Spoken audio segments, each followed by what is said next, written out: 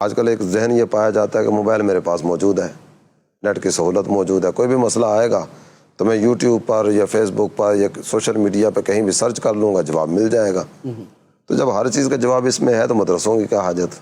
ہر کام کے کرنے کا ایک ڈھنگ ہوتا ہے، ایک طریقہ سلیقہ ہوتا ہے۔ اب چند ایک چیزیں تو ایسی ہیں کہ جس کے بارے میں ہر کوئی بندہ سمجھتا ہے کہ یار یہ گوگل سے جا کے نہیں سیکھی جا سکتی، اس کے لیے باقاعدہ سیکھنا پڑتا ہے۔ کیا کوئی بندہ صرف گوگل سے پڑھ کے ڈاکٹر بن جائے گا اور اس کے بعد انجیکشن لگا دے گا؟ کیا آپریشن کر دے گا؟ اس کے بعد کیا لوگوں کا علاج کر دے گا؟ اگر تو دنیا کے کسی خطے میں، کونے میں، کو تحت زمین، کو تحت سرا کے اندر بھی اگر کوئی ایسا بندہ موجود ہے تو مجھے بتا دے آپ۔ ایسا نہیں ہے نا، ٹھیک ہے؟ ایسے کوئی انجینئر جو ہے نا وہاں پڑھ کے نہیں بن جاتا۔ اچھا یہ تو چلے ٹیکنیکل چیزیں نا، تھوڑی سی مشکل ہے، لوگ بولتے نہیں یہ تو کوئی اور ہی چیز ہے۔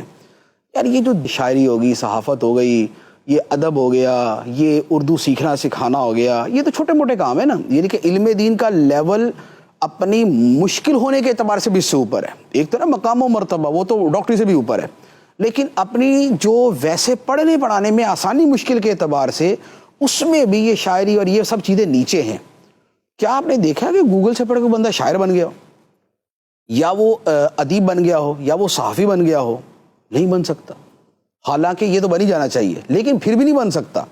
تو جب یہ چھوٹی چھوٹی چیزیں، جب کوئی بندہ یہ یہاں سے نہیں کر سکتا تو اللہ کے کلام کی شرح اسے پوری طرح سمجھنا، نبی پاک علیہ الصلوۃ والسلام کے کلام کی شرح اسے پوری طرح سمجھنا، پھر امور غیبیہ کے حوالے سے عقائد اسلامیہ کا پوری تنقیح اور تشریح کے ساتھ سمجھنا، یہ کہاں سے ہو سکتا ہے؟ پھر دوسری بات یہ ہے کہ یہ جو گوگل ہے یا نیٹ ہے، یہ تو چلے آج آ گیا۔ بھائی لائبریریاں تو پہلے بھی ہوتی تھی۔ گوگل جو ہے کو خود تھوڑی بندے کو بٹھا کے کہتا ہے بیٹا سمجھنا ذرا، میں تجھے سمجھانے لگا ہوں۔ وہ لکھا ہی ہوتا ہے نا، جس کو پڑھنا ہوتا ہے یا بولنا ہوتا ہے، جس کو سننا ہوتا ہے۔ تو لائبریریاں تو ہمیشہ سے موجود ہیں۔ تو کیا لائبریریوں سے پڑھ پڑھ کے لوگ اس طرح عالم بن جاتے تھے کہ بغیر کسی سے سیکھے اور بغیر کسی سے پراپر علم حاصل کیے صرف کتابیں پڑھ کے بن جائیں؟ ایسا نہیں ہوتا تھا۔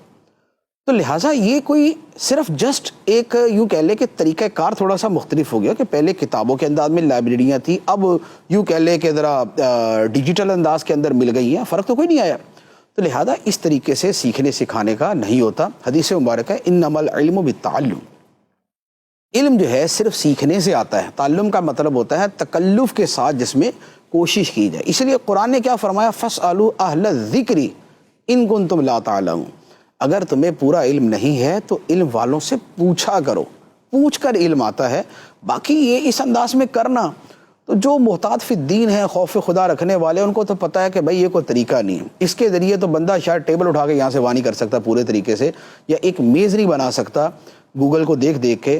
تو علم دین کا سیکھنا سکھانا، قرآن حدیث کی شرح، یہ تو کسی صورت نہیں ہو سکتا۔